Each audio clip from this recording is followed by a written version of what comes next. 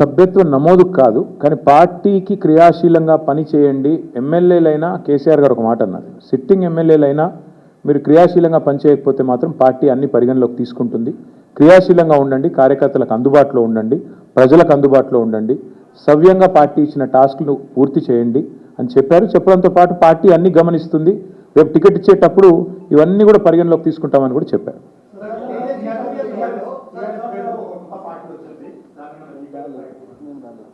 ఎక్కడ నాకు తెలిసి మాకు ఇప్పటి వరకు నాకున్న ఇన్ఫర్మేషన్ మేరకైతే నాకు తెలిసి పెద్ద ఇష్యూ ఏమీ లేదు. పార్టీలు వస్తుంటాయి పోతుంటాయి, అది పెద్ద ఇష్యూ కాదు. చాలా పార్టీలు వచ్చినాయి, చాలా పార్టీలు పోయినాయి. 25 ఏళ్ళు పూర్తి చేసుకున్న పార్టీ మేము. కాబట్టి మేము ఫోకస్ చేసేది ఈ దేశంలో 25 ఏళ్ళు పూర్తి చేసుకున్న పార్టీలు వేళ్ల మీద లెక్క దగ్గబెట్టే సంఖ్యలో ఉంటాయి. నాకు తెలిసి మన రాష్ట్రంలో అయితే ఒక టీడీపీ, తర్వాత టీఆర్ఎస్, ఇంకే వేరే పార్టీలు ఏం లేవు. ఇప్పుడున్న బీఆర్ఎస్, అప్పుడు టీఆర్ఎస్గా పుట్టింది, ఇప్పుడు బీఆర్ఎస్. కాబట్టి పెద్ద పట్టించుకోదగ్గ విషయం ఏం కాదు. తేజస్వి సూర్య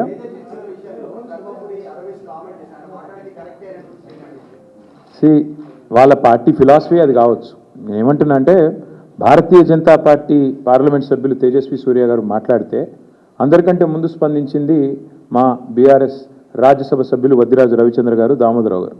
వారిద్దరు కూడా వెంటనే ఖండించడమే కాదు, మరి గట్టిగా వారిని నిలదీశారు. అక్కడ పార్లమెంట్లోనే నిలదీసి అడిగారు.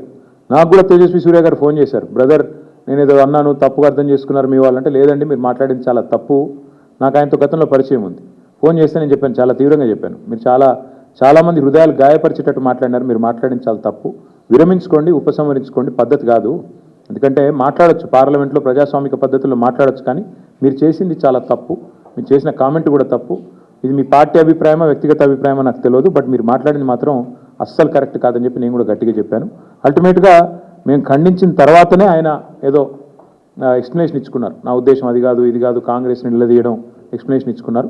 But whatever it is, ఒకటి మాత్రం పక్కా, బీఆర్ఎస్ పార్లమెంట్ సభ్యులు కనుక లోక్సభలో ఉండింటే తేజస్వి సూర్య ఈ పనికిమాలిన మాట మాట్లాడంగానే మా వాళ్ళు కష్టమని లేచేటోళ్ళు, వెంటనే తెలంగాణ ప్రజల తరఫున గట్టిగా మాట్లాడేటోళ్ళు. కానీ ఇవాళ ఉత్సవ విగ్రహాలుగా 8+8 = 0 ఫర్ తెలంగాణ అన్నట్టుగా మారిపోయిన పరిస్థితి గురించి సమావేశంలో చర్చ జరిగింది.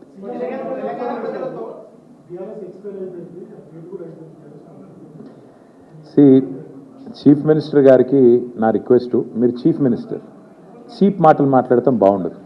ఎందుకంటే మీరు ఒక చీఫ్ మినిస్టర్గా మాట్లాడితే, ఏదైనా విధానపరమైన విషయం మీద మాట్లాడితే ప్రధాన ప్రతిపక్షంగా మేము స్పందిస్తాం, మాట్లాడతాం, మీకు జవాబిస్తాం.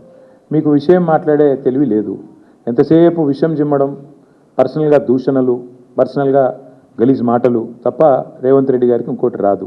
వారిని నేను అడిగేది ఏమంటే ఒకటి, ఇవాళ వాస్తవం ఏమంటే ఎక్స్పైరీ అయిపోయిందని మాట్లాడుతున్నాడు ఆయన.